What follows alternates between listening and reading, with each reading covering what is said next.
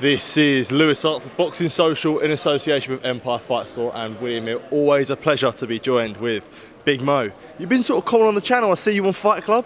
How's things, mate? It's been a long trip to the UK for you, 3 weeks, but it comes to the end on Saturday. But how's things been, mate? You've been common on this channel now. It's been good, man. I feel like I've been here so long. I'm just naturally walking on the other side of the street.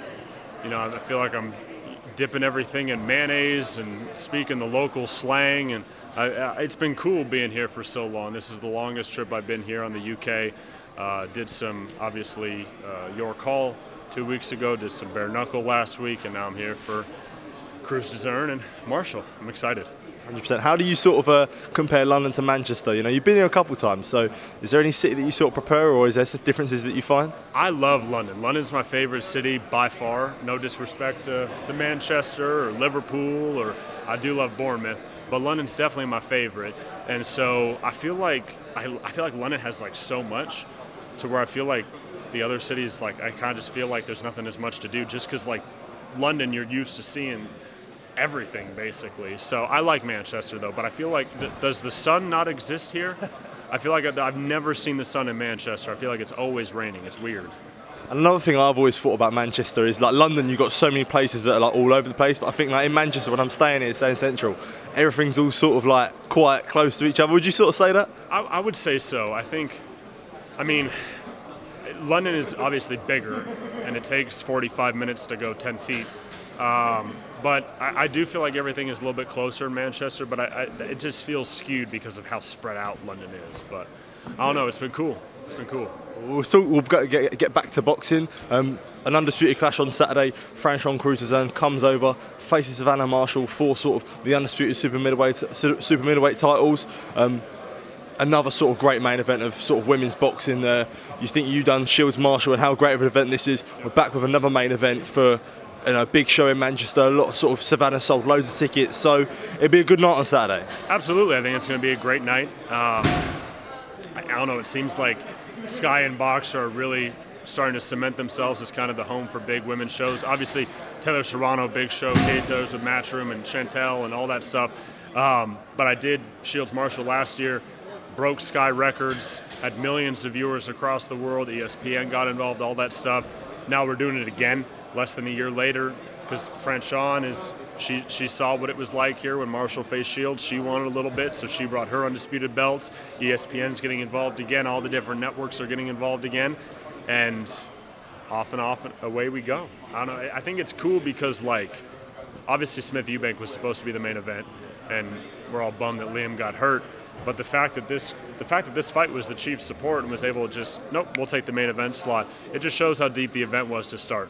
And I said that to Ben. I said, you know, it's important that we have deep cards like this. And you sort of talked about the importance of a women's main event. And whilst this fight is big in itself, it makes it even better when you see the press conference. And that was definitely spicy to say the least. So that all adds to the extra pressure on Saturday night. No, I agree. And look, I think the American versus British press conference is always fun. It's always been historically fun. I think the one that we always think of is, you know, Ricky Hatton and Floyd Mayweather and all that stuff. But we saw it last year with Shields Marshall, and we saw it again yesterday with Franchon and Savannah. There's a passion behind it. I think that they're rivals. I think they know how much they're putting on the line when you put on an undisputed title. And I think it makes for a great night of boxing when you have the boxers understand what it takes to obviously sell a fight, but if you can have some passion behind it, it makes it even better. Another thing with Savannah, to say it's a true testament to her character, where she obviously had the Shields fight where it didn't go her way. Your confidence takes a knock when you lose, and that could have happened with her, but she easily could have gone another layup. She easily could have gone sort of had sort of an 8-10 rounder back in, sort of gets confidence back up, but she's gone back to the undisputed. She wants to she's moving up in weight, going for all the belts, so it's just true testament to her character to be in with the biggest fight again. Absolutely, and I actually feel like this weight may be better for Savannah. Franchon is the one that initially called for this fight, you know, last year or 10 months ago. I remember I was ringside while all the chaos was happening after the fight ended and the judges were tallying the scorecards and all that. And I see Franchon pointing at Savannah like, if you want it, I'll come here, let's do it, blah, blah, blah, blah, blah.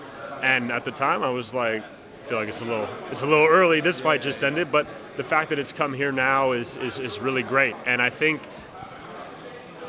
Franchon was talking about how Savannah kind of got this, silver platter and all that type of stuff. Let's not get it twisted. Savannah has 13 wins, 10 knockouts. In the women's division, that is unheard of. She's got insane power. And I think people try to devalue her because she lost to Clarissa Shields, who in my opinion is the greatest female boxer today and probably the greatest of all time. And fair play to Savannah, gave her her hardest fight, gave her her toughest fight. I remember we got in the ring and all of Clarissa's team was like, that's the most she's ever been pushed. So when people say that they don't think that Savannah deserves this again, I disagree completely. I think that there wasn't anyone else that should get this opportunity except for Savannah. And I think that when you look at this fight, Franchon is tough as hell, and she will come forward, which is a good thing, good matchup for Savannah because Savannah's going to throw, and Savannah has that knockout power. So I think we're in for a really, really good fight. And sort of staying on the topic of women's boxing, we see Natasha Jonas also aiming to become a two-weight world champion. Her year last year was, phenomenal in terms of any sort of boxer could imagine. We're kicking up 3 world titles, so you're going to see her kick on again and potentially become a two-weight world champion, where even from then there's some massive fights where you look at Chantelle, you look at potentially sort of Sandy Ryan and McCaskill are fighting, so there's big nights in the ahead for Natasha Jonas if she can get through on Saturday night. I think Natasha Jonas proves that now is a good time to be a boxer. We have a lot of promoters involved, we have a lot of broadcasters involved, and look at Natasha. A lot of people thought she was done. A lot of people thought her career was over. Boxer and Sky said, no, you still got a lot left in the tank. We want to take a shot on you. We want you on our team. And she goes and picks up 3 world titles last year, and she's looking to get another one in another division tomorrow night. So I think she proves that right now, if you're a boxer, what's great about the position that they're in is they have options. If you want to go to Matchroom, great, fight on DAZN. If you want to go to Boxer, great, fight on Sky. If you want to go to Wasserman, great, fight on there on Channel 5, right? If you want to go to Queensbury, great, fight on BT. If you want to fight in America, great, we have ESPN, we have Showtime. You have all these different opportunities now as a boxer, and I think I'm not sure we've ever seen that in the market like this before. Natasha proves it. And I think that Natasha's going to pick up another belt tomorrow. I think that what's interesting about the situation Natasha's in is you've heard Natasha's name be thrown around with all these big fights. You've heard Natasha Shields. You've heard Natasha Katie Taylor. You've heard Natasha Terry Harper. Natasha now was talking about Chantelle Cameron yesterday. So she's in all these conversations, but unfortunately, a lot of these fighters are caught up. Chantelle and Taylor have a rematch. Clarissa may have a rematch with Savannah, depending on what happens tomorrow, or she may have a rematch with Franchon, for all we know. So you have these fighters that are kind of just caught up in other things, and that makes it difficult for Natasha, but Natasha's name is right there at the top with all of them. Absolutely. Well, we'll move on slightly for potential fights in the future. I spoke to Ben on Wednesday, and he told me about a potential fight between Joshua Buatsi and Dan Azeez, both on the sort of boxer schedule, both on the boxer sort of roster. For a WBA eliminator, which will be even a bigger fight for the winner, we're against Dimitri Bivol. Sort of being boxer, how big of a fight is that between Buatsi and Azeez? I think it's a great domestic fight. I think it's between two guys that really respect each other rather, and I think that's a great fight. I'm not sure who I would pick in that. From the experience side, I may lean towards Buatsi, but Azeez has been on fire, man, and I think that fight for each other would be really important before they step into possibly a fight with Dimitri Bivol or, something like that. I think it's a great fight. I obviously am not a part of the matchmaking, so I have no idea whether or not that could or couldn't happen. I know we've heard rumors here and there, but until it's announced by Boxer, we really don't know what's going to happen. And other rumors about Azeez have been floated and things like that, and until we have a bad habit in boxing of putting the cart before the horse. There's a lot of boxers that are also guilty of doing that. I'm not saying anyone in specific, but we're guilty of it as an industry as we hear one little rumbling and we're like, oh my God, this fight's going to happen. And then we blow it up in our mind, it doesn't happen, and then we all get mad and pissed off and disappointed. When in actuality, if we had just waited for something actually to become tangible and not just gone off of rumors, we may not have ever been as disappointed as we think. And I think that we're seeing that a lot right now, especially in the heavyweight division.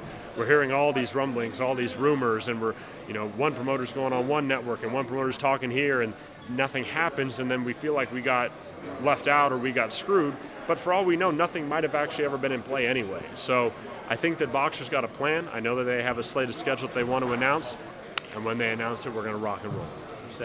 Big Mo, always a pleasure to be joined with you. I don't know when the next time. There's not a scheduled sort of card next. I don't know when we'll next catch up. I'm sure we'll keep talking. But thank you, man. I appreciate it. I have a feeling it's going to be August. That's what I've been hearing.